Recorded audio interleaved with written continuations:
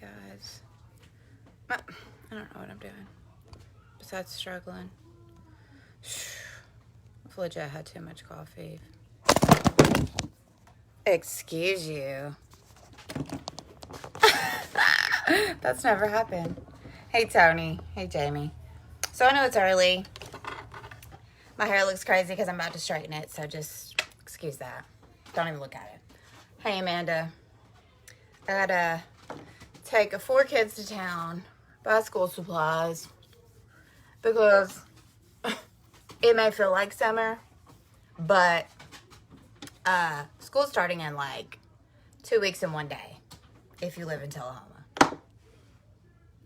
So, like, it just hit my brain yesterday, and I was like, girl, get your life together. I bought, like, 6 outfits, and that's 2 girls, okay? So, I've really got to get my life together and go buy some school supplies and more clothes. Anyway, I like to start the week out. Excuse how crazy my face looks. I've been sunburnt. I just look crazy. But I like to start my week out with story time. So that's what we're going to do. And excuse my dog in the background because she's doing the most. But today, August 17th, is that that's in Manchester, right? Or wait, you live in like Morrison or somewhere. Because, hey, Katie. Girl, where have you been? Like, I feel like you're in hiding. Hey, Bailey. But we're going to do story time today. That's what I like to do. And today we're going to tell a story about how God did the most at one point in my marriage. I was a butthole. I was undeserving, as we all are. But God showed out, okay? I'm about to tell y'all about it. So, as many of y'all know, me and my husband next month will be married 4 years, okay? We legit dated 3 months. Well, let me rephrase that. I knew the man 3 months. Of course, we dated that for 3 months. That was it. And then we got married, okay? Which is crazy, right? Yes, it is. It's okay. But I knew he was the one. I had just got out of a really bad 7-year-long hellish relationship. And then I meet Josh, and I just knew he was the one. I was snatching him up. I was also Christian. I had, like, given my life to God about 1.5 years, maybe almost 2 years before I met Josh. So I knew that I needed to be married if I was going to, like, live with the man that I loved and, you know, be doing all the things, okay? And I had never been married. And I wanted to be a wife. Like, I wanted to. I just knew that the relationship I was in prior was like, I was not fixing to be his wife. No.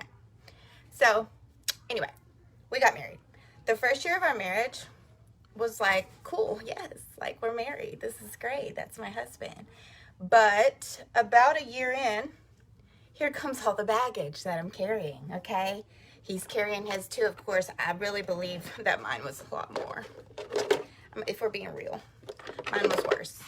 Because I legit had I had left that 7 years of hell. 3 weeks later, I met Josh.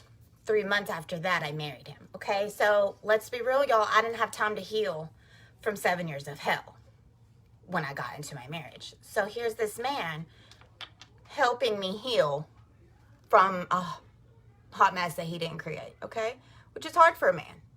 So about 1 year, 1.5 years into our marriage, things fall apart. Like bad, okay? Because that's a lot. It's a lot for a man to help you heal from another man, okay? And he had his own baggage, you know.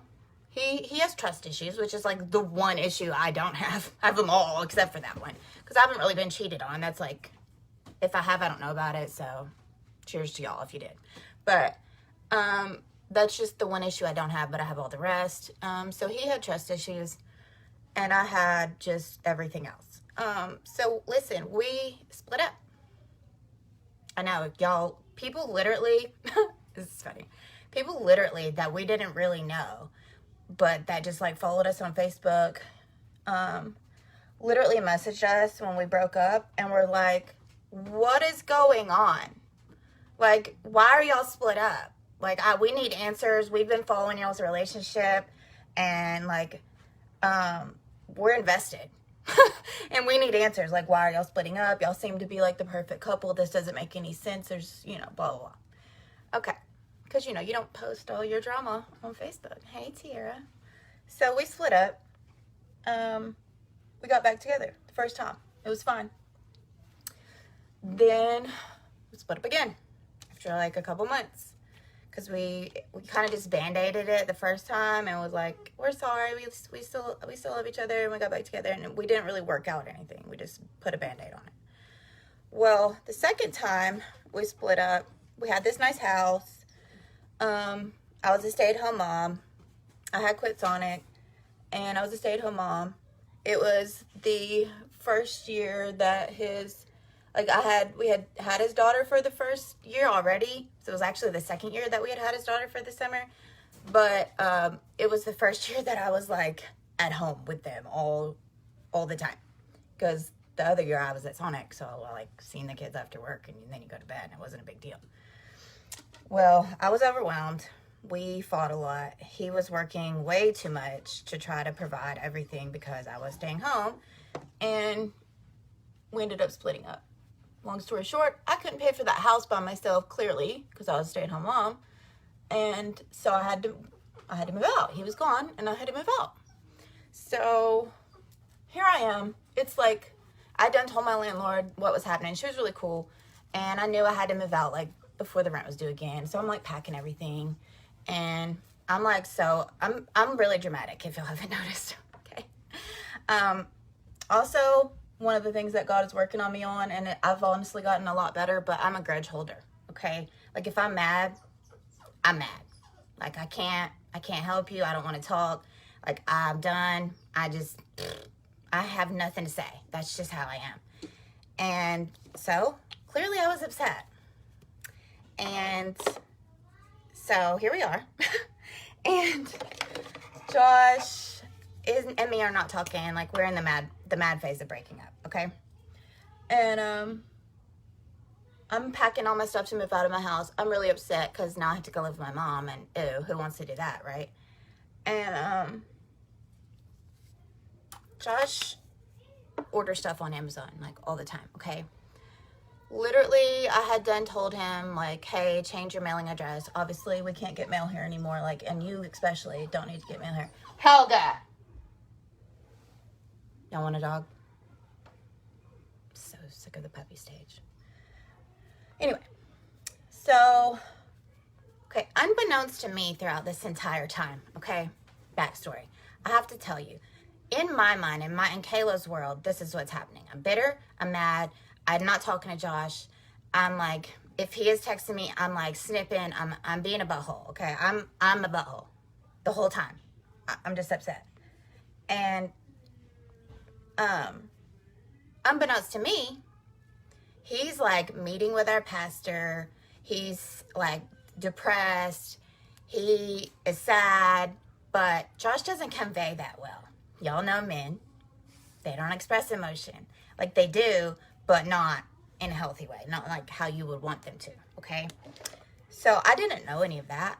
I'm being snippy to him, so of course he's being snippy to me, and that's all I see. I don't know that he's sad and that he's meeting with our pastor and the pastor's praying with him and like they're talking to God and like I don't know any of that, okay? I just know my side. That's it. I just knew the anger side and we were being petty. So then one day, I get a package in the mail from Amazon that had Josh's name on it. And I'm like, seriously? Like I have told you, stop getting stuff sent to my house. Like, stop it. So I texted him and I was like, rude. And I go, why is stuff still being delivered to my house from you? Like, you literally could have had it sent to your mom's. Like, that's what you're saying. And he doesn't text me back for a while. And he's like, nothing. Silence, which is weird. And, because I knew he needed what was in this box. And then he texts me like a little while later and he's like, hey, can I come over? Like, mind you, we were barely speaking to each other. And then he wants to come over, and I hadn't seen him. And I was like, okay. Like, everything in the house is basically packed up. Here we are. So he comes over, and he's like, listen, I have to tell you something. And I'm like, all right. I had no intentions of getting back with this man, y'all. I was a Christian. I mean, I was a new Christian, so I was still a hot mess. That's how it works. But I was really ready to just leave him. Because, listen, generational curses, y'all. That's how it works. Like, my whole life, when I was hurt, when I was done with a man, you just leave him. I'm married now. That's not how it works anymore. But that's still how my brain was going. So, like, I was mad. I was done. I was ready to leave. And that was still, like, what I was going to do. God had other plans. So, when I tell y'all that God sent me this man, and I have been confirmed many, many times over and over from God that this is my husband, this is why I'm about to tell you. So he gets there and he's like, listen, I have to tell you something about that package. And I'm like, okay, like, whatever. And he goes, so I'm sitting, he's like, I pulled over in a Dollar General parking lot because I didn't have anywhere to go. He's like, I had just got done talking to Stephen, which was our pastor at the time. It's also my uncle, okay. And he goes, he was like, I really needed that stuff that was in the package. He was like, and I was tracking it because I'm waiting on it and it still hadn't come. He was like, I put it in to come to my mom's house. I changed the address from yours to my mom's so that it would come, and I'm waiting for it to come. He was like, I knew that it should have come by now, so I'm looking on Amazon and it says it's in Texas. And I'm like, whatever, okay, like I really need that, but it said it was in Texas today. And then I'm talking to Steven, and, you know, he's praying over our marriage, praying that we would get back together. And he's like, I'm telling him that you won't speak to me, that you're not happy, you don't want to get back together, blah, blah, blah. He was like, so then a little while later, I'm driving, I have nowhere to go, and I pull over into the Dollar General parking lot because I'm just coasting, like I'm just burning gas. So he's like, so I just pull over. And I start praying. God, please give me a sign. Like, I don't know what to do. I'm a new Christian. She's a new Christian. I feel like every time we talk, all we do is argue. So, like, just show me something. Just give me a sign. He said, immediately, you text me and said, why is your package at my house? I was like, the same one they just said was in Texas? Like, today it said it was in Texas? He was like, yeah. And that was not supposed to come here. That says delivered to blah, blah, blah, his mom's address. That came here today. So me and him are both sitting on the couch, looking at each other. I'm crying. He's crying.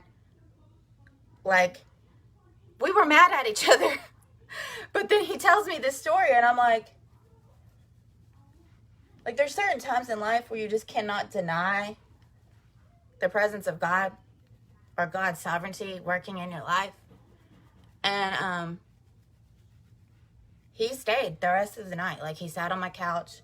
I sat on the other end. Like, we wasn't cuddling, nothing. We were genuinely just talking. Like, this is a mess. Like, we've got to fix this. This marriage is a mess. We're both a mess. What are we doing? Like, let's get it together. Obviously, we're still married, y'all. So, we fixed it. Has it all been peaches and cream and freaking rainbows ever since then? No. But I'm going to tell y'all right now that God showed us that us leaving each other and getting a divorce wasn't the answer. Let me also preface this by saying this is my story, okay? Mine. Between me and God and me and Josh and us. Okay? I'm not speaking for anybody else. But I'm telling you that if you ask God, and you know what? This is my favorite part. I wasn't even praying about it. I was bitter. I wasn't praying about it. I wasn't seeking God's face. I was mad. I was honestly doing the most in the opposite direction. Okay? I had already decided, all right, I'm single. So what's up? Like, what's going down? Back into the single life. Like, gross. I'm looking back now on myself, and I kind of want to punch myself in the face. Meanwhile, my husband is out meeting with the preacher, sad and depressed. And if y'all know my husband, he's just as petty as I am. He's just as wild and like, he's me in a male body, okay? Like, we were made for each other. But like, and that's good as long as we're happy. When we get to arguing, it's bad. Like, we literally have to not speak to each other because if we open our mouth, it's hateful. And we've learned that over the years. We used to try to talk it out when we were mad. We can't do that anymore. We literally will just not speak to each other when we're upset. And y'all, you have to just learn. Like, if you want to talk when you're mad, but you know that you can't because what's going to come out of your mouth is something you don't even mean, you're just trying to be hateful, don't talk. Stop. Go in the other room. You know what else works? Texting. Is that petty and childish and dumb? Maybe. But let me tell you something. You cannot hear somebody's ugly tone through texting. You also cannot speak over the other person and interrupt them through texting. Also, you know how hard it is to really say what you feel to someone's face? I don't care what none of y'all say. You can go ahead and admit it. It is hard for me to sit in my husband's face and tell him exactly how I feel for some reason. Not just my husband, almost anybody besides my mother and my children. I don't know why that is. It's probably a trauma response from like everything I've been through. But I will just sideways tell you how I feel. But if I am texting you, I will write you a book and tell you exactly how I feel in detail. And then I will get it all out. And then he will have the chance to read it and respond instead of cut me off. And now I feel slighted. And now I'm see, this is why I don't tell you how I feel. And blah, blah, that's why you texted. Go in the other room. Be children for a second. Go in the other room. Text it to each other. And that might be childish. But y'all, that works for us. Okay? That works for us. And over the years, we have worked it out. It took me, I'm not gonna lie to y'all, it took me probably until about the second and a half, almost third year of our marriage to be completely healed and over everything that happened to me in the previous relationship that I was in. To not be triggered every time a certain song came on, or to not like cry about certain things anymore. And that might be ridiculous to y'all. But, you know, that's the facts. I didn't give myself that healing period in between. So that healing fell on my husband's shoulders. And he didn't have to take that, y'all. He didn't have to. He could have been like, you know what? Not my mess. I didn't break your heart. Not my problem. But he didn't. He loved me. And he took it on. He also took on my children, which are not his. I'm talking about took them on. Those are his kids. Period. Like,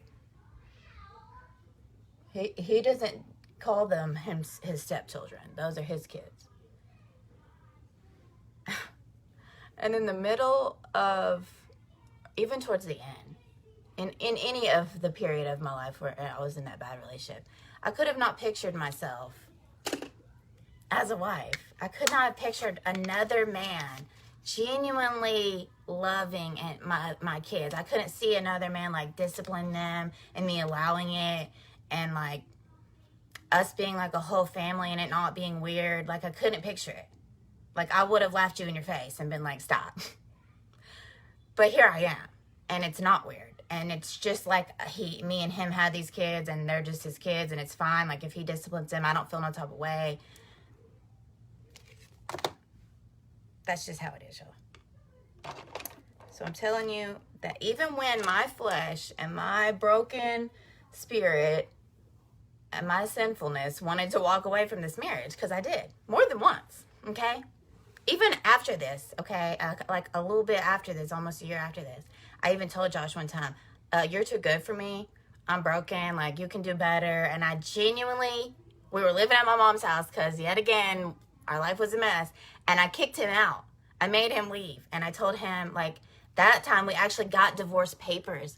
And I made him go get divorce papers. And we signed them. And he met me at the little bank thingy where we had to get the thing notarized. And I thought I was doing a good thing for him. I really did. I was like, man, his life's going to be so much better off without me. Like, this is a hot mess. And I'll never forget it. He parked in the back parking lot so that he didn't have to see me pull up at the bank. He walked in. He wouldn't look me in the face. He did it because that's what I wanted him to do. But as soon as the paper was stamped, he walked out and he wouldn't even speak to me. He was so upset. And here I was thinking I was doing him a favor. And, like, he literally texted me every day of that couple months that we were broke up. And that I was wanting a divorce for him. Because I'm like, you're so dumb. Like, why do you want to be married to me? Like, this is, like, you're such a great guy. Like, you could be with anybody. Stop trying to be in love with me. And he was just like, I'm not giving up on you. I'm not giving up on you. I'm loving you. And he literally, like, it came down to, like, this was our court date. Like, you file the paper and then you have to wait, like, 3 months, I think. And then go to court and tell the judge, like, yeah, we're getting a divorce. Okay? It was, like, 3 weeks or something until our court date. And he, after texting me every day, like, we were best friends still. We talked every single day. And he texted me one night in the middle of the night. I was having a really bad day. And for some reason, I just always texted him. Like, he was still my comfort zone, even though I was trying to freaking divorce him. And I texted him and was telling him I was having a bad day. And he, before he even responded, he was like, listen, if you do not decide if you still want to be married to me by this day, then I'm going to move back to Massachusetts. And I'm sorry. Like, I can't do this. I don't want to leave the girls. He was still getting my kids every Tuesday and going and spending time with them. He didn't have to do that. Them ain't his kids. He did not have to do that. But he was. And it was his idea. And of course, you know, they wanted to go. That's their daddy. They wanted to see him. And he said, if you don't decide by, you know, then he's like, you know, I don't want this divorce, but I can't do this. Like, I'm hurting. And I didn't even respond to the text for a while. I just sit there and looked at it. And I was having a terrible day. And I prayed finally. And I was like, is this really what I want? Do I really want him to go away? And I didn't. And we got back together. And you know what? I was at work that day of the court. He went into the courtroom because somebody had to show up. And he told the judge, listen, I'm sorry. Me and my wife are dumb. We paid the $200-something to get a divorce, but I'm here to let you know that we don't want to get a divorce. And the judge said, wow. He said, do you know that I've worked here for decades? And no one ever comes in here and says, hey, we don't want to get a divorce. My bad. Like, we paid the money, but no, we don't want to. He was like, I'm so happy. He was like, thank you for coming in here. He was like, you don't even worry about it. He was like, I'm going to do all the paperwork. I'm going to file it. You just go and tell your wife that you love her. And you know what? We have barely argued since then. That was like a year and a half ago. That was really the turning point in our marriage. To think that we had to get to signing a divorce paper to really turn it around is sad. But I'm thankful for that. Because I'm telling you, it's changed a lot. We really don't even argue anymore. We'd be like a little bit bickery every now and then. And I'm like, he'll say something smart and I'll say something smart. But we don't not holler at each other. We don't really, ever go to bed mad anymore. I'm telling you. And I always think back to that time where this mysterious package and it was really God sending us a sign like, hey, dummies. Like, I literally brought y'all together, and now y'all just gonna walk away from each other like that? No. And this is what I love about God. Like, he won't just, like, I know he's sitting up there looking at us half the time, most of the time, like, y'all are stupid. But he's patient, and he's kind, and he loves us, and he knows that we're stupid most of the time, because we're human. And he still loves us, and he gives us chance after chance after chance. And he's like, here's a sign. Here's a sign. And we're all like, hey, God, can we get a sign? Here's another sign. Like, he's patient. And he still shows out in our marriage. I'm talking about, we'll be like, man, I don't know how I'm going to pay this bill. No idea. Bloop. $300 will show up. Or bloop. Like, some random thing will happen, and we'll just get the money that day. Like, God is faithful, y'all. I'm telling you. If you're really out here trying to live and trying to survive and find happiness without God, good luck. I'm telling you good luck because I tried it for 25 years and it did not work. All I found was unhappiness and shame. And you found a little bit of happiness, like, in a way that fell apart in a little bit because I made it myself. So that was my story time about how God showed out. Honestly, I could tell a million stories about how God has showed out in our marriage, but that's my favorite one because it was so amazing that literally we went from not speaking to each other to him sitting on my couch and we were just both crying like, wow, that really happened. because he showed me his phone. He was like, I'm not trying to like pull your leg right now and just like make you talk to me. I'm telling you this just happened. And it freaked us both out enough that we got our act together and we both looked at God like, okay, we're sorry. We're about to fix it. So, I love y'all. And it's all right, baby. You can play it again. I'm about to get off here anyway because look at this. I got to go straighten this mop. Like my hair is thick and it's wet still, so there. But I love you guys, and I hope you'll have a great Monday. I'm about to go school shopping with 4 kids, so if you see me in Walmart, holler and just don't pay no attention to me.